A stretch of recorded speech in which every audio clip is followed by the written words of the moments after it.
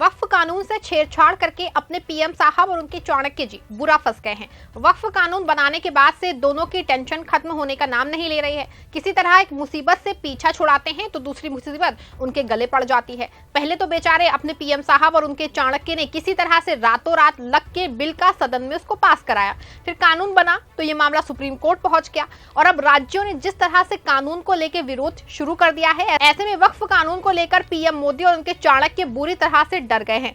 PM Modi और उनके चाणक्य क्यों डरे हैं और उसके बाद कौन सा बड़ा फैसला लिया है, सब कुछ हम आपको अपने बताएंगे इस रिपोर्ट में। साथ ही इस पर भी चर्चा करेंगे कि कैसे विपक्ष से दबाव से पीएम साहब और उनकी पार्टी सहम गई है।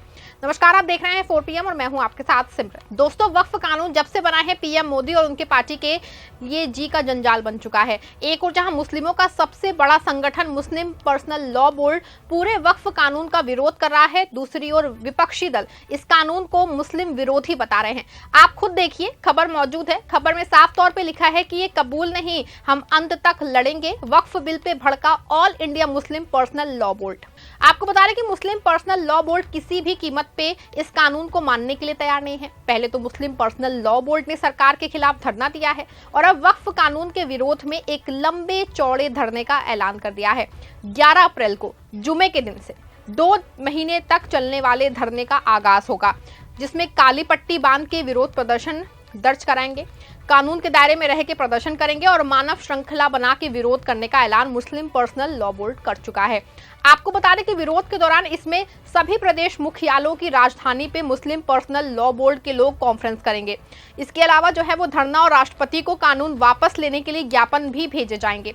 इसके साथ ही 22 अप्रैल को दिल्ली में कॉन्फ्रेंस की जाएगी और 30 अप्रैल को रात 9 बजे लाइट बंद करके पूरे देश में वक्फ कानून का विरोध दर्ज किया जाएगा। आपको बता दें कि मुस्लिम पर्सनल लॉ बोर्ड लगातार वक्फ कानून के विरोध में जो प्रदर्शन कर रहा है। दूसरी ओर बीजेपी और अपने सूट-बूट वाले पीएम साहब का दावा है कि वक्फ कानून जो है ये संशोधन सिर्फ इसलिए लाया गया है कि इससे पसमानदा मुस्लिमों को न्याय मिलेगा। लेकिन सवाल ये है कि आखिर मुस्लिमों के खिलाफ इतनी नफरत रखने वाली बीजेपी मुस्लिमों का भला क्यों सोचने लगी है। हालांकि बीजेपी का ये जो दावा है पीएम मोदी कर चुके हैं कि कुछ वैसा ही दावा बीजेपी के मुस्लिम नेता शहनवाज हुसैन का है। सुनिए शहनवाज हुसैन ने क्या कुछ कहा है। ममता बनर्जी अपनी नाकामी छुपाने के लिए वक्फ बिल के आड़ में मुसलमानों को भड़का रही हैं। जिस तरह वक्फ अमेंडमेंट एक्ट आया है, प्रधानमंत्री जी ने कल ही एक कार्यक्रम में कहा ये गरीब मुसलमानों के लिए, पसमानदा मुसलमानों के लिए, महिलाओं को अधिकार देने वाला बिल है। इसमें मुस्लिम भाइयों के हित में ये बिल है। जिस तरह सिटीजनशिप अमेंडमेंट एक्ट पर मुसलमानों को कुछ लोग भड़का रहे थे, उसी तरह इस बिल पर सिर्फ भड़का रहे हैं। कांग्रेस हो या राजद, सपा हो या ममता या हो कुल हिंद मजलिस इत्तेहादुल मुस्लिमीन, इनका काम है मुसलमानों को भड़काना और भड़का कर राजनीति करना।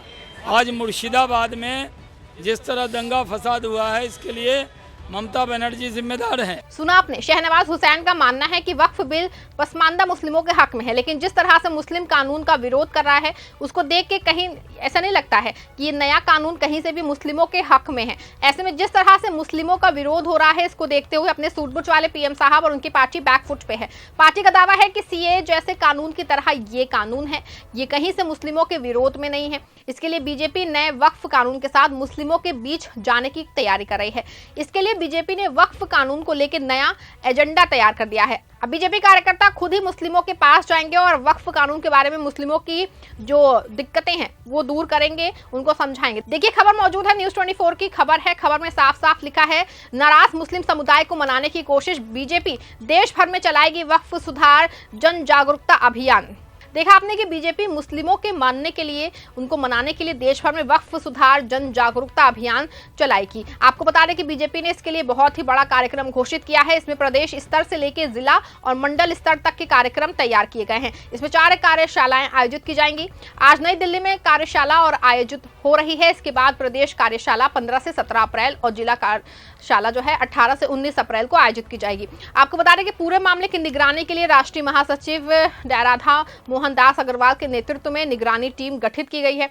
इस टीम में केंद्रीय मंत्री अनिल एंटनी, जो अरविंद मेनन और अल्पसंख्यक मोर्चा के राष्ट्रीय अध्यक्ष जमाल सिद्दीकी शामिल है।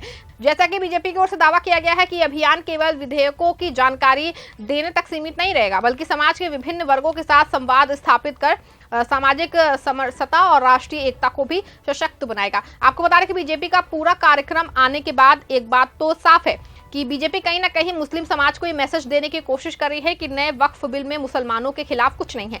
लेकिन दूसरी तरफ मुस्लिम राजनीतिक दलों का पूरी तरह से मानना है कि मुस्लिमों की जमीन हड़पने की साजिश है।